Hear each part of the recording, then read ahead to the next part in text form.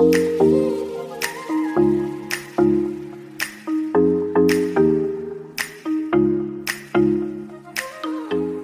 akan belajar bagaimana cara menyajikan vektor. Nah, penyajian vektor ini ada dua macam ya teman-teman. Yang pertama adalah penyajian vektor secara geometris, sedangkan yang kedua adalah penyajian vektor menggunakan cara aljabar. Kali ini yang akan kita pelajari adalah penyajian vektor secara geometris. Seperti apa? Mari kita pelajari bersama-sama. Nah, di sini ada masalah satu. Masalah satu ini akan kita cari solusi untuk permasalahannya. Nah, di situ untuk perintahnya adalah lukislah ilustrasi tersebut dengan gambar yang jelas dan menarik serta berilah keterangan sebagai berikut. Nah, kebetulan di situ sudah ada keterangannya ya. Untuk rumah Carla itu sama dengan A, rumah Paman Rudi sama dengan B, jembatan sama dengan C, dan sawah sama dengan D. Nah, sekarang silahkan kalian baca sejenak untuk masalah satu ini.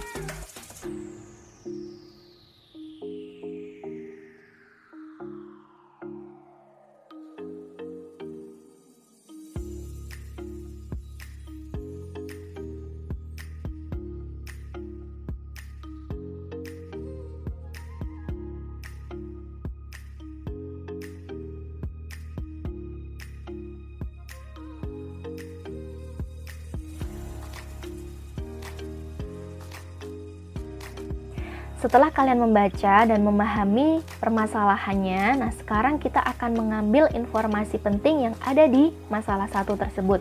Nah, di layar kalian sudah ada garis putus-putus di situ menandai beberapa kalimat yang kita anggap sebagai informasi penting untuk digunakan dalam menyelesaikan permasalahan tersebut. Ya, itu sudah ada. Nah, sekarang kalau sudah, kita pindahkan di sini. Nah, ternyata ada 4 kalimat yang kita anggap sebagai informasi penting.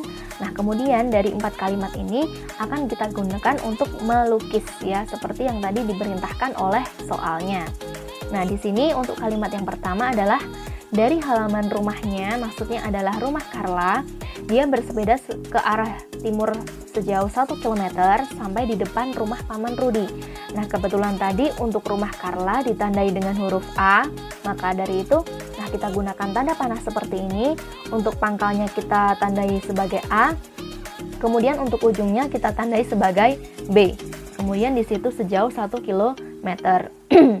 Kemudian yang kedua adalah melanjutkan lagi perjalanannya ke arah selatan sejauh 2 km dan berhenti di dekat jembatan. Nah, seperti itu. Nah, kita lihat ya, berarti dari titik B ini kita tarik ruas garis ya seperti ini ke arah selatan, kemudian jangan lupa tanda panahnya. Nah, dari B ini ke C ya sejauh 2 km.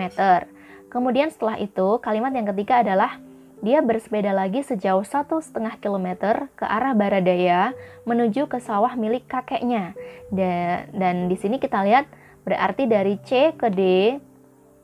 Dari C ke D ini adalah sejauh 1,5 km arah barat daya. Nah, setelah itu kebetulan jika dia mengambil arah lurus sejauh 3 km dari sawah, maka dia akan langsung sampai rumahnya. Jadi kita kira-kira saja ya, otomatis kalau misalkan ambil lurus kemudian sampai ke rumahnya, nah dia akan seperti ini. Nah, itu.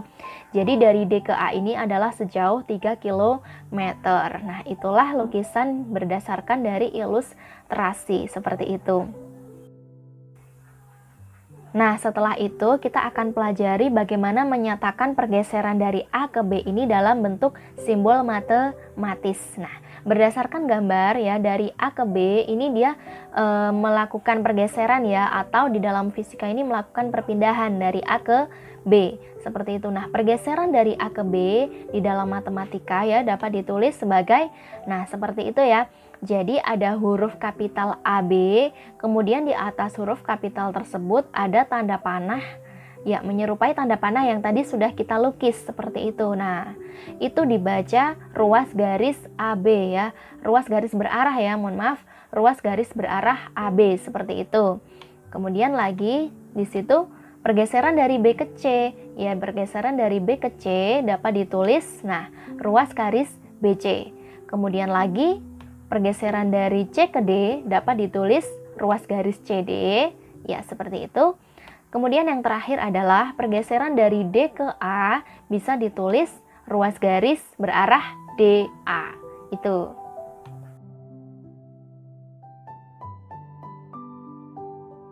Penyajian vektor secara geometris. Nah, kita lihat di sini yang pertama adalah notasi vektor. Nah, kita sudah mengambil sedikit baru saja ya, mengambil informasi sedikit untuk notasi vektor. Di dalam matematika, ruas garis berarah digunakan untuk menyatakan vektor. Nah, tadi itu yang sudah kita pelajari tadi itu untuk ruas garis berarah, ternyata di dalam matematika digunakan untuk menyatakan suatu vektor. Kita lihat di sini. Nah, di sini ada ruas garis berarah. Titik pangkalnya adalah ini ya. Titik pangkalnya adalah titik A atau di situ disebut dengan initial point. Kemudian untuk titik B ini disebut dengan titik ujung atau terminal point. Nah, kemudian dari titik A, titik pangkal ini dan titik B, titik ujung ini.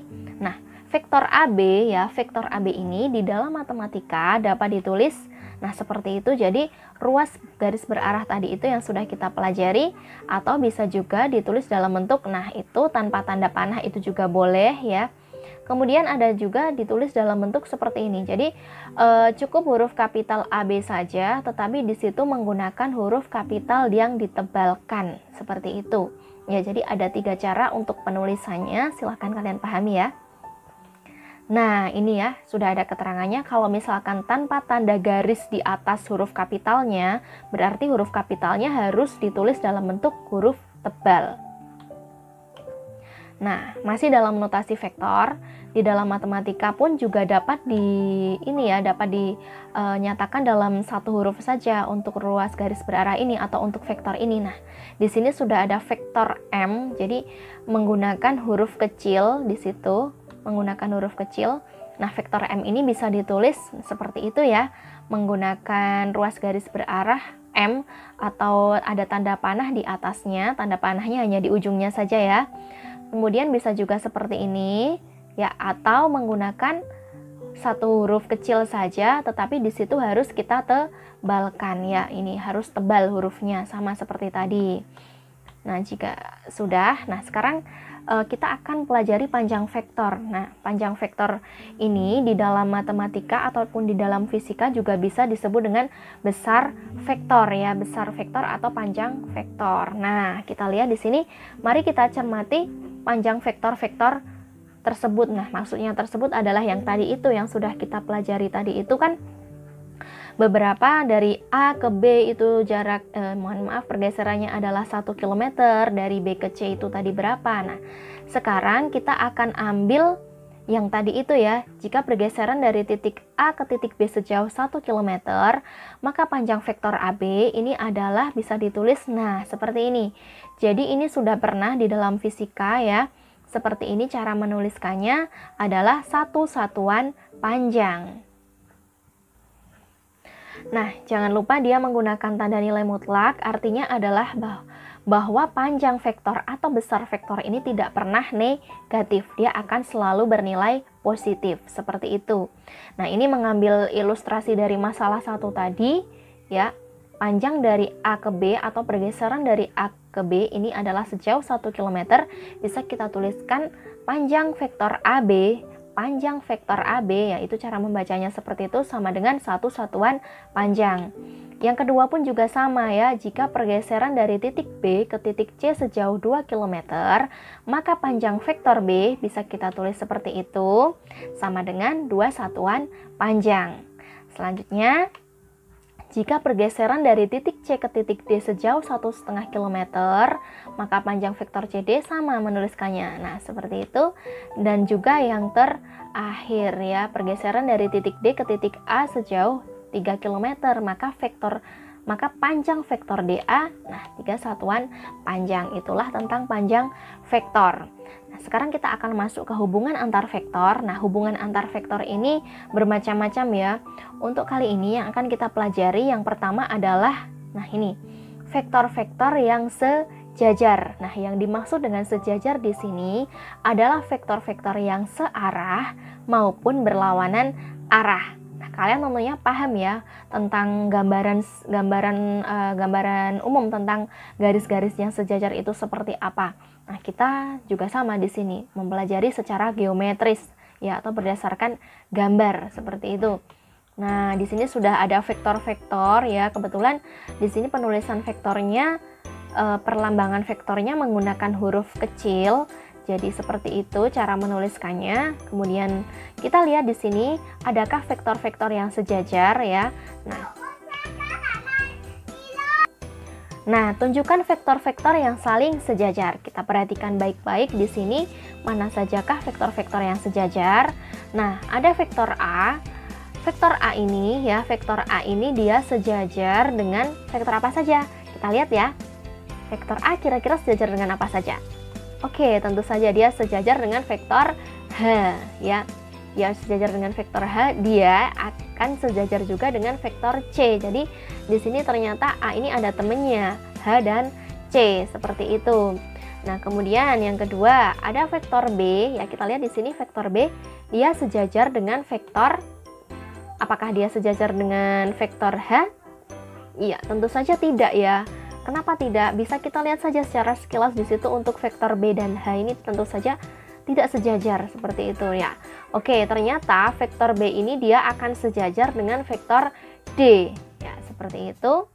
Kemudian lagi ada vektor F di sini. Vektor F ini dia akan sejajar dengan apa? Ternyata dengan vektor G, seperti itu. Jadi untuk vektor-vektor yang sejajar seperti itu ya teman-teman. Ya, apakah vektor F, G, dan H ini saling sejajar? Kita lihat ya. Tadi vektor B ini kan tidak sejajar dengan vektor H. Barangkali vektor F ini sejajar ya dengan vektor H. Oh, ternyata tidak juga ya. Dia tidak sejajar dengan vektor H. Nah, ternyata vektor H ini tidak sejajar dengan vektor yang manapun. Bisa dicek sendiri. H dengan A pun juga tidak sejajar. Seperti itu. Ya. Nah, vektor H ini ya, tadi pertanyaannya dia tidak sejajar dengan siapapun. Kemudian yang kedua adalah seperti apakah vektor-vektor yang searah dan berlawanan arah. Nah, sebelum kita mempelajari vektor yang searah dan berlawanan arah, bayangkan saja jika kalian berjalan ya, yang satunya ke arah selatan, yang satunya ke arah utara, seperti itu. Apakah dia searah? Ya, tentu saja tidak ya, dia berlawanan arah. Nah, seperti itu analoginya. Sekarang kita lihat di sini untuk vektor A. Nah, untuk vektor-vektor yang searah dan berlawanan arah ini tentu saja dia akan sejajar ya. Vektor yang searah dan berlawanan arah tentu saja dia akan sejajar. Ini perlu kalian garis bawahi meskipun di layar tidak ada penjelasannya. Nah, di sini ada vektor yang sejajar tadi adalah A, C, dan H. Ini vektor yang pertama ya, yang sejajar tadi. Kita bisa lihat di sini untuk vektor A dan vektor H. Kita lihat secara gampang saja untuk tanda panah dari kedua vektor ini. Ya, untuk tanda panah dari kedua vektor ini dia sama-sama. Nah, arahnya ini kemana ya? Kalau di tempat saya ke kanan atau ke kiri ya, atau juga bisa dia ke timur begitu ya. Dia arahnya ke timur semuanya. Maka karena keduanya ini sejajar, ya keduanya ini sejajar dan keduanya ini arahnya sama, maka kedua vektor ini dikatakan vektor yang searah, seperti itu. Lagi kemudian di sini ada vektor A dan vektor C ya. Dia kan tadi sejajar. Nah, sejajar, tetapi yang satunya arahnya ke timur, satu lagi ke barat.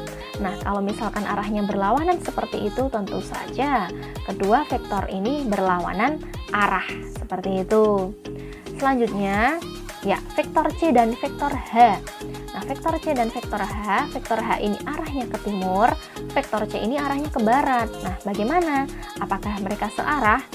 Ya, tentu saja tidak ya. Keduanya berlawanan arah.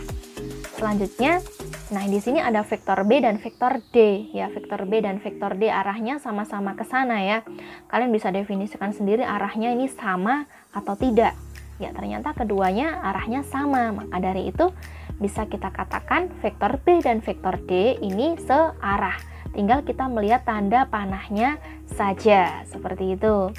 Kemudian lagi di sini ada vektor F dan vektor G ya. Tanda panahnya kita lihat ya. Yang satunya ke selatan, satu lagi ke utara. Untuk vektor F ke selatan, vektor G ke utara. Maka dari itu, kedua vektor ini dia ya akan berlawanan arah. Nah, ini ya, itu tadi adalah tentang vektor yang searah dan berlawanan arah. Sudah jelas ya gambarannya. Nah, kemudian ada satu lagi, yaitu jika kedua vektor itu tidak searah dan tidak berlawanan arah, lalu bagaimana? Apakah ada? Tentu saja ada ya. Ini dinamakan dengan vektor-vektor yang tidak sejajar, atau di sini bisa dikatakan dia tidak searah dan tidak pula berlawanan arah. Ini disebut juga dengan vektor-vektor yang berbeda, seperti itu. Nah, bisa kita lihat di sini untuk vektor A, vektor B, vektor H, dan vektor F. Ini keempat vektor ini mereka adalah 4 vektor yang berbeda, ya. Mereka tidak searah maupun tidak berlawanan arah, ya. Yang namanya searah itu tanda panahnya sama. Nah, kalau yang namanya berlawanan itu saya umpamakan tadi, kalau yang satunya ke utara, satunya ke selatan, satunya ke timur, satunya ke barat, seperti itu. Satunya ke atas, yang satunya ke bawah, itu ya. Jadi silahkan dibedakan antara berbeda dan berlawanan arah. Kemudian di sini juga ada vektor H, vektor D, vektor C, dan vektor G. Ini juga dia berbeda arahnya ya. Tidak boleh kita katakan mereka ini searah atau berlawanan arah, karena memang arahnya tidak ada yang sama dan juga arahnya tidak ada yang berlawanan, atau bisa dikatakan berbeda. Seperti itu. Nah, kemudian di sini juga ada vektor H, vektor D, vektor G. Ini juga mereka berbeda. Itu ya, itu adalah tentang konsep vektor yang berbeda. Sekarang kita lihat. Nah, ini masih hubungan antar vektor di sini. Ya, kita akan berbicara tentang kesamaan dua vektor. Kita lihat di sini. Nah, ada beberapa vektor yang sudah ditampilkan di layar. Di sini ada vektor A, B, dan seterusnya. Kemudian ada keterangannya di bawah ya. Untuk panjang dari vektor A, B, C, D, dan seterusnya itu sudah tertera di situ. Nah, sekarang kita akan lihat di sini pertama adalah untuk vektor A. Nah, bagaimana syarat dua vektor adalah vektor yang sama? Nah, ini ternyata ada syarat ya untuk menjadi vektor yang sama. Kita lihat di sini untuk vektor A. Nah, vektor A ini dia memiliki panjang 6 satuan panjang ya. Ukurannya adalah 6 satuan panjang. Kita lihat di sini untuk vektor-vektor yang ukurannya atau panjangnya adalah 6 satuan. Siapa sajakah? Ternyata hanya satu, yaitu vektor C ya. Nah, sekarang kita lihat untuk vektor C. Nah, vektor C ini besarnya atau panjangnya sama. Nah, tetapi ini belum cukup untuk menyatakan bahwa kedua vektor itu sama, walaupun dari panjangnya saja. Nah, sekarang kita lihat di sini, dari vektor A dan vektor C ini ya, apakah arah keduanya sama? Nah, sekarang kita lihat untuk tanda panahnya. Tanda panahnya keduanya sama-sama ke arah timur. Karena dua-duanya sama ke arah timur, maka kedua vektor ini memiliki arah yang sama dan tentunya panjang yang sama, yaitu 6 satuan. Kita lihat di sini, nah, A dan C adalah dua vektor yang sama karena panjang dan arah keduanya sama. Ya, bisa dilihat di sini berarti syaratnya ada dua, yaitu arah dan panjang dari kedua vektor itu harus sama. Nah, sekarang kita lihat di sini ada vektor B. Vektor B ini ya arahnya adalah ke utara. Dia memiliki panjang 7 satuan. Kemudian kita cari di sini yang panjangnya 7 satuan siapa? Oh, ternyata ada vektor N. Vektor N ini 7 satuan panjang, tetapi kita lihat sekarang untuk arahnya ya. Nah, kedua arahnya ini ternyata kan berlawanan. Ya, B ini ke utara, sedangkan N ini ke selatan. Karena kedua vektor ini berlawanan arah, nah, di sini sudah ada keterangannya ya. B dan N adalah dua vektor yang tidak sama ya, tidak sama. Karena meskipun panjangnya kebetulan itu sama-sama 7 satuan panjang, tetapi arahnya dia berlawanan. Ternyata tidak mencukupi untuk syaratnya tidak mencukupi untuk menjadi dua vektor yang sama, seperti itu. Setelah itu di sini saya ambil untuk vektor D. Vektor D ini panjangnya adalah 5 satuan panjang di sini ya. Nah, vektor D ini akan saya sandingkan dengan vektor K ya, akan saya sandingkan dengan vektor K yang kebetulan di situ arahnya bisa dilihat sama ya. Arahnya di situ sama, tetapi untuk vektor K ini panjangnya adalah 10 satuan. Ya. Karena kedua vektor ini arahnya sama, belum tentu dia dikatakan sebagai vektor yang sama. Kenapa? Karena di situ panjangnya adalah 5 dan 10. Kita lihat di sini. Nah, meskipun D dan K ini arahnya sama, tetapi karena panjangnya berbeda, maka keduanya dikatakan merupakan vektor yang tidak sama. Seperti itu ya, hanya searah saja. Terus selanjutnya di sini ada vektor D dan vektor M ya. Wah, ini arahnya malah berbeda sekali ya teman-teman. Tetapi meskipun vektor D dan vektor M ini mereka arahnya berbeda, ternyata panjangnya sama-sama 5 satuan. Tetapi apakah mencukupi syaratnya untuk menjadi vektor yang sama? Kita lihat di sini untuk vektor D dan vektor M ya. Nah, tidak mencukupi syaratnya. Kenapa teman-teman? Karena di situ arahnya berbeda ya. Arahnya tidak searah. Dia juga meskipun panjangnya sama, tapi kalau arahnya berbeda atau berlawanan tidak mencukupi syaratnya untuk menjadi dua vektor yang sama. Nah, itulah konsep untuk vektor yang sama. Kita punya dua syarat. Ya, kita punya dua syarat. Di situ jika diketahui A dan B dikatakan dua vektor yang sama jika memenuhi syarat berikut ya. Yang pertama adalah panjang A, ya panjang vektor A ini harus sama dengan panjang vektor B. Nah, yang kedua, arah dari vektor A dan vektor B ini dia juga harus sama. Kalau misalkan salah satu saja tidak mencukupi atau salah satu saja tidak, istilahnya itu tidak mencakup seperti itu, maka vektor itu tidak dikatakan sebagai dua vektor yang sama. Seperti itu. Nah, itulah pembelajaran vektor untuk kali ini. Jadi kita sampai ke hubungan vektor, sampai ke kesamaan dua vektor. Nah, nanti akan kita lanjutkan pada pertemuan selanjutnya. Sekian.